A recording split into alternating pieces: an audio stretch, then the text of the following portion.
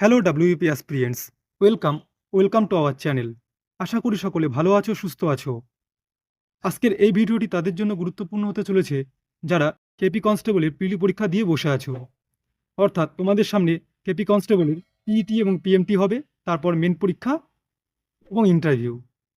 আজকের এই ভিডিওতে আমি তোমাদেরকে জানাবো কেপি কনস্টেবলের রেজাল্ট কবে প্রকাশিত হবে, পিইটি এবং পিএমটি কোন মাস নাগাদ হতে পারে, মেন পরীক্ষা কবে হবে এবং ইন্টারভিউ কোন মাসে হতে পারে।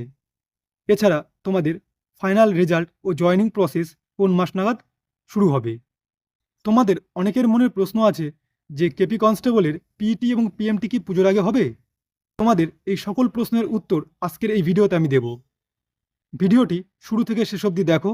যারা এখনও চ্যানেলটি সাবস্ক্রাইব করনি, অবশ্যই চ্যানেলটিকে সাবস্ক্রাইব করে পাশে থাকা বেল আইকনটি প্রেস করে দিও, যাতে এরকম আরও নিত্য নতুন আপডেট তোমাদের সাথে আমি শেয়ার করতে পারি। শুরু করছি আজকের এই ভিডিওটি।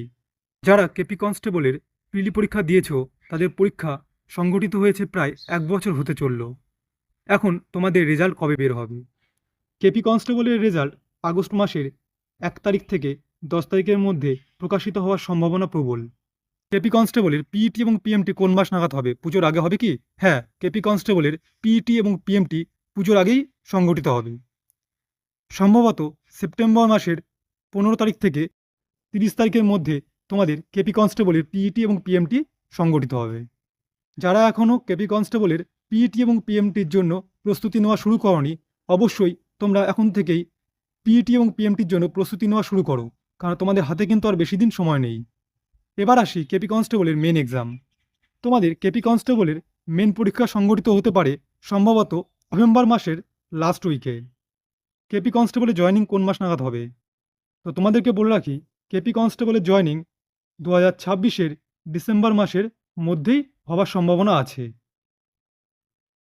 বোঝা গেল?